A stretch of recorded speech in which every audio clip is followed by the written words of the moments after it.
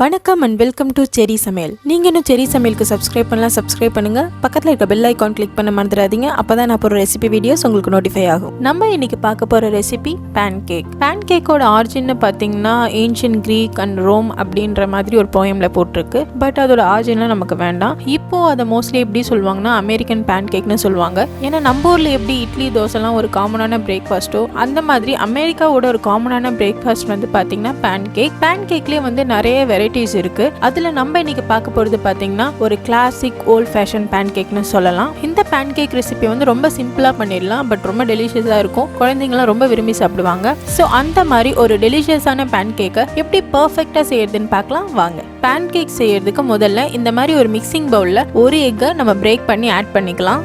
இப்போ இதில் 1/4 கப் அளவுக்கு சர்க்கரை சேர்த்துக்கலாம். பிஞ்ச் ஆஃப் சால்ட் ஆட் பண்ணிக்கலாம். 1/4 கப் அளவுக்கு பால் சேர்த்துக்கலாம். 2 டேபிள் ஸ்பூன் அளவுக்கு எண்ணெய் சேர்த்துக்கலாம். 1 டீஸ்பூன் அளவுக்கு வெண்ணிலா எசன்ஸ் சேர்த்துக்கலாம். இப்போது இந்த வெட் இன்க்ரீடியன்ட்ஸ் எல்லாத்தையும் நம்ம நல்லா விஸ்க் பண்ணிக்கலாம். இப்போது இதில் 1 கப் அளவுக்கு மைதா சேர்த்துக்கலாம். 1 டீஸ்பூன் அளவுக்கு பேக்கிங் பவுடர் சேர்த்துக்கலாம். இப்போ இது எல்லாத்தையும் நம்ம ஒன்றா மிக்ஸ் பண்ணிக்கலாம். இதை வந்து நம்ம ஜென்டிலாக தான் மிக்ஸ் பண்ணோம். இதை நம்ம ஓவர் மிக்ஸ் பண்ணிட்டோன்னா வந்து நம்மளுக்கு பேன்கேக் ஃப்ளஃபியாக கிடைக்காது. இந்த பேட்டர் வந்து கொஞ்சம் லம்பியாக இருக்கிறது வந்து முக்கியம். ஸோ ஜென்டிலாக வந்து நம்ம வந்து அந்த ட்ரை இன்க்ரீடியன்ட்ஸ் வந்து இதில் நல்லா கம்பைன் ஆகிற மாதிரி மட்டும் இதை நம்ம மிக்ஸ் பண்ணால் போதும். உங்களுக்கு வந்து ரொம்ப அந்த பேட்டர் வந்து கெட்டியாக இருக்குது அப்படின்னு ஃபீல் ஆச்சுன்னா இதில் வந்து நீங்கள் கொஞ்சம் பால் சேர்த்து மிக்ஸ் பண்ணிக்கலாம். ஒருவேளை உங்களுக்கு வந்து ரொம்ப தண்ணி ஆயிடுச்சுன்னா நீங்கள் வந்து கொஞ்சம் ஃப்ளார் ஆட் பண்ணிக்கோங்க, அதாவது மைதா ஆட் பண்ணிக்கோங்க. பாருங்கள், இதை நம்ம வந்து ஜென்டிலாக மிக்ஸ் பண்ணியாச்சு. பேட்டரோட கன்சிஸ்டன்சி வந்து மிக்ஸ் பண்ண அப்புறம் இந்த மாதிரி தான் இருக்கணும். ஒரு ஃப்ளோவிங் கன்சிஸ்டன்சியில் இருக்கணும், ஆனால் ரன்னியாக இருக்கக்கூடாது, அதாவது ரொம்ப தண்ணியாக இருக்கக்கூடாது. ஆனால் வந்து இதை வந்து நம்ம ஊற்றணும்னா நல்லா ஈஸியாக ஃப்ளோ ஆகிற மாதிரி ஒரு கன்சிஸ்டன்சியில் இருக்கணும். ஸோ இந்த மாதிரி வந்து நீங்கள் பேட்டரை வந்து ரெடி பண்ணி எடுத்துக்கோங்க. இப்போ வந்து நம்ம பேட்டர் வந்து நல்லா ரெடி பண்ணியாச்சு. இதை வந்து நம்ம சைடில் எடுத்து வச்சிடலாம். இப்போது பேன்கேக் செய்கிறதுக்கு ஒரு ஃப்ரையிங் பேனை நம்ம ஹீட் பண்ணிக்கலாம். பேன் ஹீட் ஆனதும் ஒரு கிச்சன் டவல் எடுத்து அதை வந்து எண்ணெயில் நல்லா டிப் பண்ணிவிட்டு இந்த பேன் ஃபுல்லாக வந்து நம்ம அதை நல்லா ஸ்ப்ரெட் பண்ணி விட்டுக்கலாம். இப்போது ஒரு 1/4 கப் அளவுக்கு, அதாவது ஒரு 1/4 கப் அளவுக்கு நம்ம ரெடி பண்ணி வச்சுருக்கோம் இல்லையா பேன்கேக் மாவு, அதை எடுத்து இந்த பேனில் நம்ம பொறுமையாக ஊற்றிக்கலாம். நம்ம இதை வந்து ஸ்ப்ரெட் பண்ணக்கூடாது, தோசை மாதிரி நல்லா ஸ்ப்ரெட் பண்ணி விடக்கூடாது. அப்படியே ஊற்றினா தான் நம்மளுக்கு ஒரு கேக் மாதிரி டெக்ஸ்சரில் இது கிடைக்கும். இது வந்து மீடியம் டு லோ ஹீட்டில் குக் ஆகட்டும். இது ஹை ஹீட்டில் கண்டிப்பாக குக் பண்ணக்கூடாது, ஏன்னா வந்து டக்குன்னு செவந்துடும், ஆனால் வந்து வேகாது. அதனால் ஒரு 3 to 4 மினிட்ஸ் ஆகும் இது குக் ஆகிறதுக்கு. அது வரைக்கும் நம்ம வெயிட் பண்ணணும்.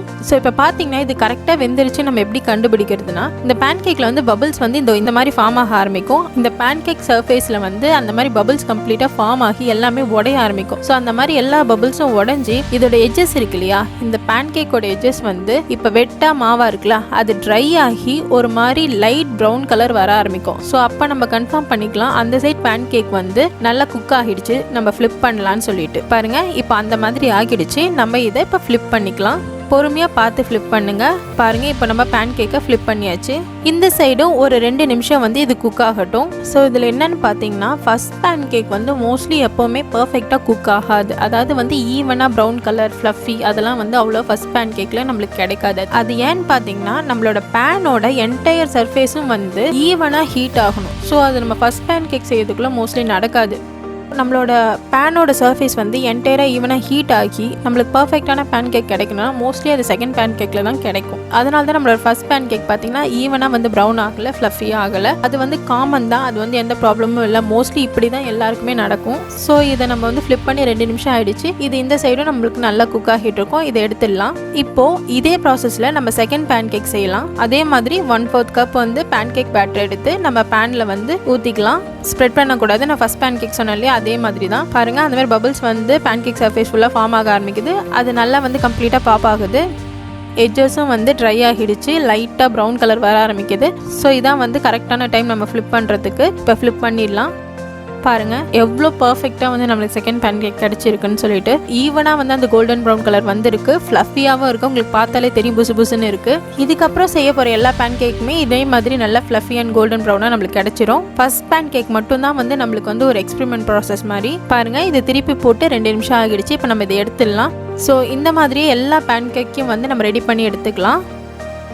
பாருங்கள் எல்லா பேன்கேக்குமே நான் இந்த மாதிரி குக் பண்ணி எடுத்துட்டேன். பேன்கேக் வந்து நீங்கள் சிங்கிளாக அப்படியே வச்சு சர்வ் பண்ணலாம். பட் இதை காமனாக எப்படி சர்வ் பண்ணுவாங்கன்னா இந்த மாதிரி ஸ்டாக்காக, அதாவது 3 ஸ்டாக் இல்லை 5 ஸ்டாக் அந்த மாதிரி வந்து அடுக்கி வச்சுட்டு அது மேலே வந்து கொஞ்சம் பட்டர் வச்சுட்டு மேப்பிள் சிரப் இருக்கு இல்லையா, அதை வந்து இது மேலே வந்து அப்படியே டிசில் பண்ணி விட்டு சர்வ் பண்ணுவாங்க. நீங்கள் அப்படியே சர்வ் பண்ணலாம். இல்லைனா வந்து இது க்ரீம் கூட சர்வ் பண்ணுவாங்க, ஜாம் கூட சர்வ் பண்ணுவாங்க, ஃப்ரூட்ஸ் கூட. அந்த மாதிரி உங்களுக்கு எந்த மாதிரி காம்பினேஷனில் இந்த பேன்கேக் சாப்பிட பிடிக்குமோ அந்த மாதிரி நீங்கள் செஞ்சு இதை சாப்பிடலாம். பட் பேன்கேக் வந்து பட்டர் அண்ட் மேப்பிள் சிரப்போட ரொம்ப நல்லா இருக்கும். ட்ரை பண்ணி பாருங்க. பார்த்தீங்களா நம்மளோட கிளாசிக் ஓல்ட் ஃபேஷன் பேன்கேக் வந்து எவ்வளோ சூப்பராக ரெடி ஆயிடுச்சுன்னு சொல்லிட்டு. ஸோ இந்த பேன்கேக் ரெசிபி வந்து நீங்கள் கண்டிப்பாக ட்ரை பண்ணி பாருங்க. ஒரு பிரேக்ஃபாஸ்ட் ரெசிபியாக நீங்கள் ட்ரை பண்ணி பாருங்க. குழந்தைங்களாம் ரொம்ப விரும்பி சாப்பிடுவாங்க. ட்ரை பண்ணி பார்த்துட்டு உங்களோட ஃபீட்பேக் என்னன்னு என்னோட கமெண்ட் செக்ஷனில் ஷேர் பண்ணுங்க. தேங்க்யூ.